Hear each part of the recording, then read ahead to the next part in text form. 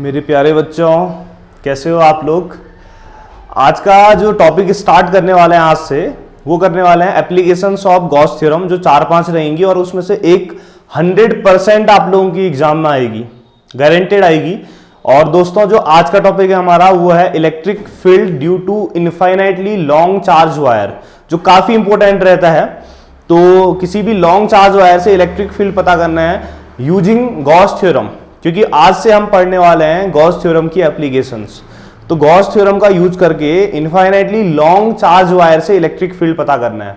अब मेरे प्यारे बच्चों, मैंने बीच में एक वीडियो डाली थी, electric field due to infinitely long charge wire. ये मैंने ऑलरेडी डाल रखी है पहले, लेकिन वो विदाउट यूजिंग गॉस थ्योरम है। और बच्चों, जब आप लोगों ने वो इनफाइनाइटली लॉन्ग चार्ज वायर से इलेक्ट्रिक फील्ड निकालने वाली वो वीडियो देखी होगी, तो काफी लंबी है और उसका जो इंट्रीगेशन है वो काफी तगड़ा है।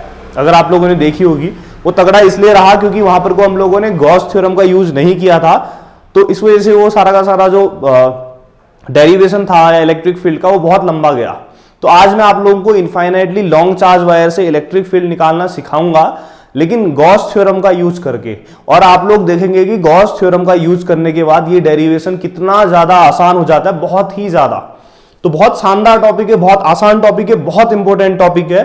तो बड़े पेशेंस के साथ देखिएगा, और एक स्टेप मिस करेंगे आप लोग तो ये लेके चलिएगा कि पूरा का पूरा टॉपिक आप लोगों का मिस हो गया, और 100% आप लोगों को आएगा, इसकी मैं गारंटी देता हूं। पर ध्यान देने की बात है। तो शुरू करते हैं। फिर देखो, एक मेरे पास वायर है, ठीक है। सपोज दैट जो मेरा ये वायर है, ये वायर इनफाइनाइटली लॉन्ग है। इनफाइनाइटली लॉन्ग मतलब ये वायर इधर किधर खत्म हो रहा है मुझे नहीं पता, इधर किधर खत्म हो रहा है मुझे नहीं पता, ठीक है। ये इनफाइनाइटली लॉन्ग वायर है, इसे मैंने कुछ चार्ज दे दिया, तो क्या हो गया, ये इनफाइनाइटली लॉन्ग चार्ज वायर। इससे इलेक्ट्रिक फील्ड पता करना है, तो कहां कहां पता कर सकता हूं बच्चों? ऊपर पता कर सकता हूं इससे, इसके सामने पता कर सकता हूं, इसके नीचे पता कर सकता हूं, इसके पीछे पता कर सकता हूं। अब मेरे प्यारे बच्चों, आप लोग ध्यान से देख के बताना कि इलेक्ट्रिक फील्ड जब सामने पता करोगे तो आप पता कर सकते हो, बट अभी हमारा जो बोर्ड है 2 डायमेंशनल है, तो नहीं पता कर सकते हो। और इससे पीछे भी आप लोग इलेक्ट्रिक फील्ड नहीं पता कर सकते हो। तो कहां कहां बचे ऑप्शन? इस लॉन्ग चार्ज वायर से अगर आप लोगों ने इलेक्ट्रिक फील्ड पता करना है, तो आप इससे ऊपर पता कर सकते हो और आप इससे नीचे पता कर सकते हो, ठीक है। तो मैं यही पता करना चाह रहा हूं। तो आप लोगों को फिगर समझाऊं, मैंने ये बना रखा है, उससे पहले आप लोगों को रफ डायग्राम में बता रहा हूं कि मैंने क्या किया। तो बच्चों, मेरे पास एक वायर था। सपोज दैट ये वायर मेरा इनफाइनाइटली लॉन्ग था, ठीक है, मतलब माइनस इन्फिनिटी से प्लस इन्फिनिटी तक था। अब इनफाइनाइटली लॉन्ग चार्ज वायर चाहिए, तो मैंने इसको प्लस क्यू चार्ज दिया, तो ये जो वायर है इसमें पूरा का पूरा प्लस चार्ज यूनिफॉर्मली डिस्ट्रीब्यूट हो गया है, ठीक है बच्चों। तो ये मेरा बन गया एक इनफाइनाइटली लॉन्ग चार्ज वायर। इससे मैंने इलेक्ट्रिक फील्ड पता करना है। सपोज दैट मैंने इससे इलेक्ट्रिक फील्ड पता करना है ये पी पॉइंट पे, ठीक है बच्चों। पी पॉइंट पे पता करना है, तो पी पॉइंट तक की जो डिस्टेंस है इस वायर से आर ले लेता हूं। क्या ले लेता हूं? आर। अगर मैंने गॉस थ्योरम का यूज नहीं करना होता तो लंबा होता। अब देखो इसको आसान कैसे करता हूं। तो मैंने पी पॉइंट पे इलेक्ट्रिक फील्ड पता करना है, तो मैं एक काम करता हूं, इस पी पॉइंट से जाने वाली एक गॉसियन सरफेस बना रहा हूं। इस पी पॉइंट से जाने वाली गॉसियन सरफेस मतलब होती है कि एक इमेजिनरी, गॉसियन सरफेस मतलब एक इमेजिनरी क्लोज्ड सरफेस। बच्चों, मैं एक इमेजिनरी क्लोज सरफेस क्यों बना रहा हूं पता है? क्योंकि जो गॉस थ्योरम अगर आप लोगों को पता होगा तो किसी भी क्लोज्ड सरफेस में अप्लाई होती है।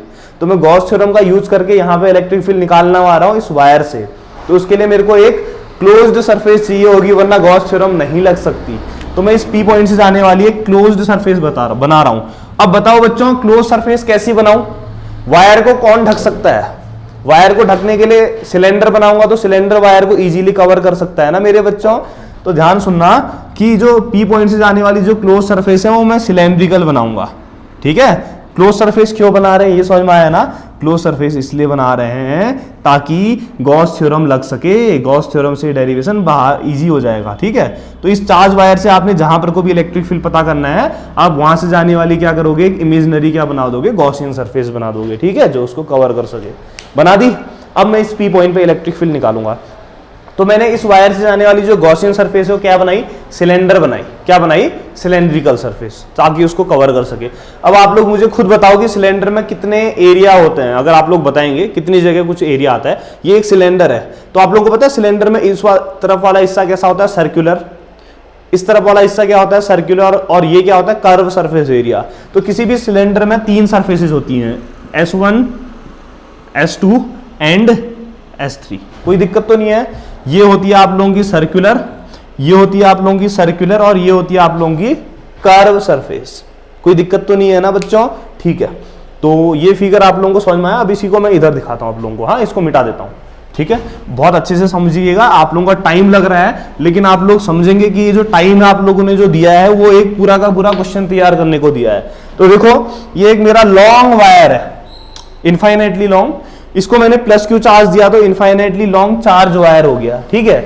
अब इससे मैंने इलेक्ट्रिक फील्ड पता करना है, सपोज दैट मैंने इससे इलेक्ट्रिक फील्ड पता करना है पी पॉइंट पे, इस वायर से कितनी डिस्टेंस दूर, आर डिस्टेंस दूर पी पॉइंट पे इलेक्ट्रिक फील्ड पता करना है। तो मैं क्या करूंगा बताओ बच्चों, गॉस थ्योरम से पता करना है तो पी से जाने वाली एक इमेजिनरी गॉसियन सरफेस ले ली, ठीक है। जैसे ही गॉसियन सरफेस ली, मैंने बोला इसमें 3 सरफेस हैं, ये पहली सरफेस है सर्कुलर, दूसरी सरफेस है कर्व सरफेस, आप लोग जानते हैं तीसरी है सर्कुलर।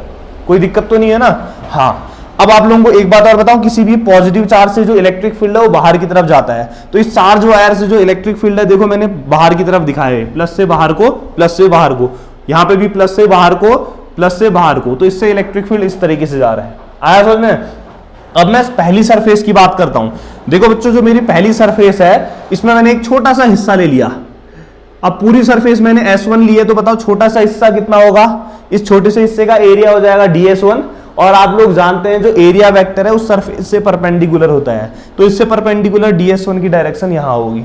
अब आप लोग देखो ये जो कर्व सरफेस है S2, तो इसका छोटा सा हिस्सा ले लिया मैंने, हाँ, तो छोटे से हिस्से का एरिया कितना हो जाएगा ds2, और ये छोटे से हिस्से का एरिया क्या होगा? इससे परपेंडिकुलर कहां की तरफ होगा? बाहर की तरफ। कोई दिक्कत तो नहीं है, एरिया वेक्टर बाहर रहता है, हाँ, पुरानी वीडियो में बताया। ऐसी तीसरी सरफेस S3 है, तो इसका छोटा सा हिस्सा कितना हो जाएगा? ds3, इसकी डायरेक्शन इससे परपेंडिकुलर कहां की तरफ? बाहर की तरफ। और जो सिलेंडर है इसकी लेंथ मैंने ले ली L, ठीक है बच्चों। अब मैंने इस वायर की वजह से टोटल इलेक्ट्रिक फील्ड पता करना है, तो देखो अब डेरिवेशन कितना आसान होता है। तो आप लोग जानते हैं सिंस किसी भी क्लोज्ड सरफेस से जो इलेक्ट्रिक फ्लक्स होता है वो कितना होता है, उसका फॉर्मूला मैंने आप लोगों को बताया। आज बताओ, ये जो मेरी क्लोज्ड सरफेस है ना, ठीक है, मेरे को इसका फ्लक्स पता करना है इस पूरी क्लोज सरफेस का, तो इसमें कितने हिस्से हैं बताओ? एक S1 हिस्सा है, एक S2 हिस्सा है, और एक S3 हिस्सा है। तो मैंने इसका टोटल फ्लक्स पता करना है, तो मैं पहले क्या करूंगा? S1 का फ्लक्स पता करूंगा, फिर S2 एरिया का फ्लक्स पता करूंगा, फिर S3 एरिया का। समझ में आया? जैसे सपोज दैट ये डस्टर है, इसका टोटल फ्लक्स पता करना है, तो मैं क्या करूंगा? इसके अलग अलग हिस्सों का फ्लक्स निकाल दूंगा, है ना। तो ऐसे ही इस क्लोज सरफेस में 3 सरफेसेस हैं, 1 2 3, तो टोटल फ्लक्स पता करना है, तो कैसे निकलेगा? फ्लक्स फर्स्ट सरफेस का जो आ रहा है प्लस सेकेंड सरफेस का फ्लक्स आ रहा है, प्लस ये जो आप लोगों को थर्ड सरफेस दिख रही है इसका जो फ्लक्स आ रहा है, तीनों को ऐड करोगे तो टोटल फ्लक्स निकल जाएगा। आया समझ में? ठीक है। अब आप लोग इलेक्ट्रिक फ्लक्स का फॉर्मूला जानते हैं ना, क्या होता है इलेक्ट्रिक फ्लक्स का formula? Phi equal to integration of E vector dot ds vector closed surface के लिए, ठीक है। किसी भी क्लोज सरफेस के लिए फ्लक्स का फॉर्मूला ये होता है। तो अब लगाते हैं फिर फाई इक्वल टू, ध्यान से देखना, फाई 1 क्या है बताओ? सिर्फ S1 सरफेस से जाने वाला फ्लक्स। तो S1 सरफेस से जाने वाला फ्लक्स कितना हो जाएगा बताओ? इंटीग्रेशन ऑफ, देखना तरीके से, ई वेक्टर डॉट ds है ना, तो फाई 1 का एरिया कितना है बताओ? ये फाई 1 ये सरफेस है, तो इस सरफेस का एरिया ds1 है, तो ई वेक्टर डॉट कितना आ जाएगा? ds1 वेक्टर, प्लस फाई 2 की जगह कितना आ जाएगा? फाई 2 क्या है? सेकेंड सरफेस का एरिया ds2 है, तो आ जाएगा ये ई vector dot ds2 vector, plus ऐसे ही फाई 3 सरफेस ये है, इसका कितना आ जाएगा? ई वेक्टर डॉट ds3 वेक्टर। कोई दिक्कत तो नहीं है ना? तो टोटल फ्लक्स पता करना है, तो S1 के लिए ds1, S2 सेकेंड के लिए ds2, थर्ड के लिए ds3। अब आप लोग दो वेक्टर का डॉट प्रोडक्ट ओपन करना जानते हैं, a डॉट b कितना होता है? a b cos थीटा, यहां पे अप्लाई कर दूं तो फाई इक्वल टू कितना आ जाएगा? देखो e वेक्टर डॉट ds1 कितना हो जाएगा बताओ? e ds1 cos e और ds1 का एंगल। अब आप लोग ध्यान से देखना बच्चों, देखो ds1 किधर को जा रहा है? यहां इस सरफेस से इधर को, और इलेक्ट्रिक फील्ड कैसे जा रहा है? नीचे को, e नीचे को, ds1 इधर को, तो दोनों का एंगल कितना बनेगा? 90, दिख रहा है ना। तो cos कितना आ जाएगा? 90 डिग्री, प्लस e ds2 खोलूंगा तो e ds2, e और ds2 का बनने वाला एंगल। बच्चों देखो ध्यान से देखना, e कहां को जा रहा है? यहां पर को, इस सरफेस के लिए ऊपर को, देख रहे हो ना बच्चों? e ऊपर को, ds2 ऊपर को, दोनों पैरेलल है, तो दोनों का एंगल क्या रहेगा, 0। तो E D S two cos कितना आ जाएगा, 0 प्लस थर्ड सरफेस के लिए देखते हैं, E dot D S three कितना हो जाएगा, E D S three cos. E और डी एस थ्री का एंगल देखना बच्चों, देखो डी एस थ्री इधर को जा रहा है और ई नीचे को जा रहा है, तो एंगल कितना बनेगा, हाँ 90, ठीक है। अब आप लोग देखना तरीके से, cos 90 की वैल्यू कितनी होती है बच्चों, 0। cos 90 की वैल्यू कितनी होती है, 0। cos 0 की वैल्यू बच्चों कितनी होती है, 1। तो 0 से मल्टीप्लाई करोगे तो बच्चों ये टर्म कितना आ जाएगा, टोटल फ्लक्स निकाल लें तो 0 प्लस 1 से मल्टीप्लाई करो तो कितना आएगा, integration of E D S two plus 0 से मल्टीप्लाई करोगे तो 0। कोई दिक्कत है बच्चों, नहीं होगी, ठीक है। हाँ देखो, ई जो इलेक्ट्रिक फील्ड है वो यूनिफॉर्म है, सब जगह एक जैसा है, तो यूनिफॉर्म मतलब कांस्टेंट है ना, तो ई बाहर आ सकता है, तो फाई इक्वल टू कितना आ जाएगा, 0 0 तो हट जाएगा, और ई डी एस टू में से ई यूनिफॉर्म है, कांस्टेंट है, तो बाहर आ जाएगा, और इंटीग्रेशन ऑफ कितना आ जाएगा, डी एस टू, ठीक है बच्चों।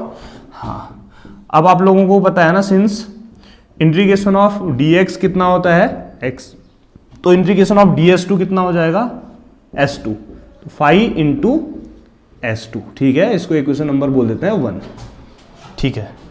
यहां तक कोई दिक्कत है बच्चों, नहीं होगी। अब इससे आगे देखना, कुछ ही सेकंड में इसका आंसर आप लोगों के सामने रहेगा, ठीक है। इतना मिटा देता हूं। अब आप लोग देखो S2 क्या है बताओ, S2 ये है सेकेंड सरफेस।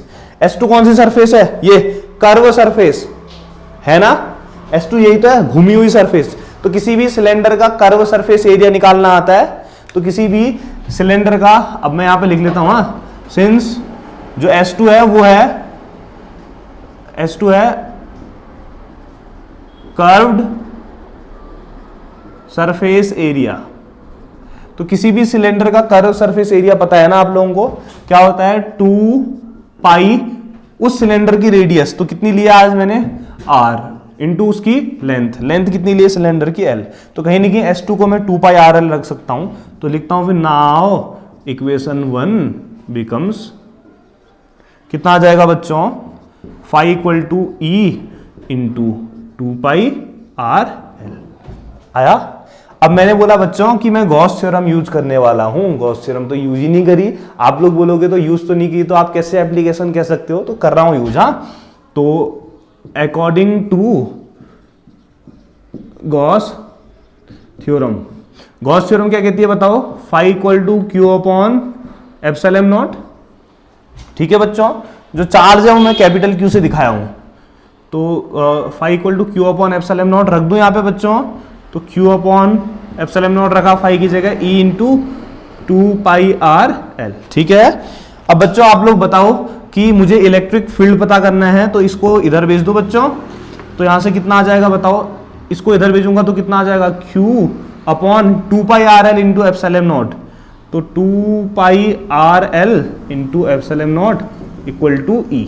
अब देखना बच्चों अच्छे से लिखता हूं, तो E इक्वल टू, थोड़ा बढ़िया बनाता हूं, 1 अपॉन 2 पाई एप्सिलॉन नॉट, आप बताना गलत तो नहीं लिख रहा हूं, 2 पाई एप्सिलॉन नॉट साथ लिखा, into 1 upon R into Q upon L। क्या बच्चों गलत लिखा, आप बताओ, नहीं लिखा, ऐसा लिख सकते हैं, कोई दिक्कत तो नहीं है ना, नहीं है, ठीक। इसको मिटा देता हूं। हाँ अब देखना आप जरा थोड़ा सा ध्यान देना बस। अब आप लोगों को पता है ना, since linear charge density, linear charge density का फॉर्मूला क्या होता है, लैम्डा से दिखाते हैं। किसी भी वायर को जो चार्ज दिया है, ठीक है, पर यूनिट लेंथ, जो भी लेंथ है जितने हिस्से में, तो चार्ज अपॉन लेंथ को मैं बोलता हूं लीनियर चार्ज डेंसिटी लैम्डा। तो इस Q अपॉन L की जगह मैं रख सकता हूं लैम्डा, तो E इक्वल टू कितना आ जाएगा फिर, नाउ इसको आप इक्वेशन सेकेंड बोल सकते हो, ठीक है, अगर चाहो तो। E इक्वल टू कितना आ जाएगा, 1 upon 2 pi epsilon not into 1 upon R into lambda.